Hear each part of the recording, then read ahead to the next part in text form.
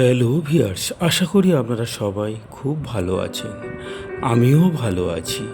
আমি নদীপথে চলতে চলতে কিছু গল্প বলবো তোমাদেরকে।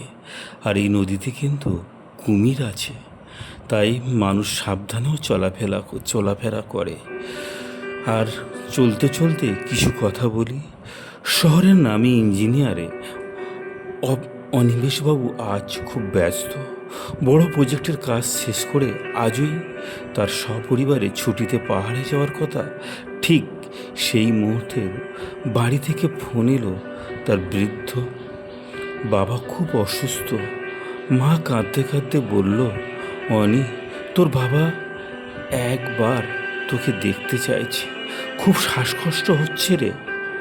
অনিমেষ বিরক্ত হয়ে বলল, মা, এখন যাওয়া অসম্ভব, আমি ডাক্তার পাঠিয়ে দিচ্ছি আর সব খরচ পাঠিয়ে দিচ্ছি, তোমরা সামলে নাও।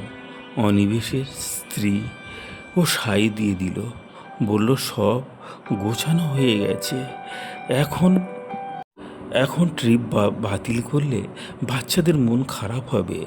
অনিমেষের দামি রিসোর্টের পৌঁছালো ঠিকই, কিন্তু তার মনটা খচখচে ছিল। পাহাড়ের নীল আকাশে আর ঝর্ণার শব্দে সে শান্তি পাচ্ছিল না। হঠাৎ তার মনে পড়ল ছোটবেলার এক বর্ষার কথা। অনিমেষের তখন খুব জ্বর, সারা গ্রামে জল দাঁড়িয়ে গেছে। তার বাবা ভাঙা সাইকেল করে হাঁটু সমান জল ঢেলে 10 মাইল দূরের শহরে থেকে ডাক্তার আর ওষুধ নিয়ে এসেছিলেন। বাবা তখন বলেননি যে তার খুব কাজ আছে বা তিনি ক্লান্ত। মাঝরাতে অনিমেষ ঘুম ভেঙে গেল।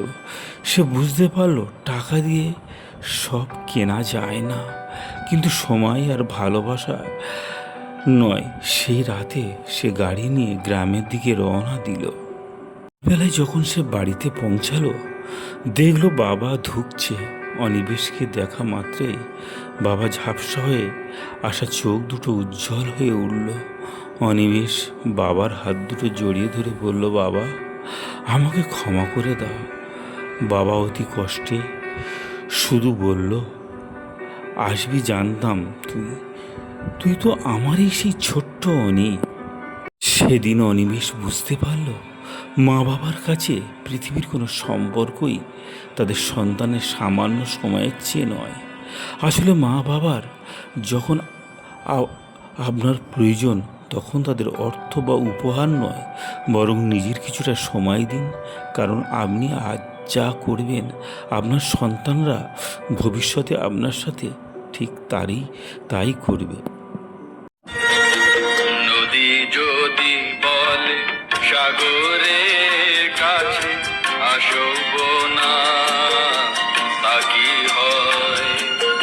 মেঘ যদি বলে আকাশের বুকে ভাসব না, তা কি হয়?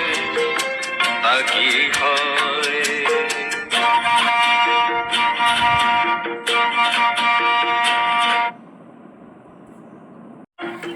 নদীপথে চলতে চলতে কিছু কথা তোমাদের কাছে আমি শেয়ার করলাম। আর আমি বিভিন্ন ধরনের ভিডিও আমি আনি, আর তোমাদের নিশ্চয়ই ভালো লাগবে। আর ভালো লাগার মতো ভিডিও আমি অবশ্যই তৈরি করব। আর আমি যে গল্পটা বললাম, গল্পটা সম্পূর্ণ কিন্তু সংগৃহীত, তাই তোমাদের কাছে আমি কিছু কিছু গল্প এইভাবে শেয়ার করছি, ভালো লাগবে।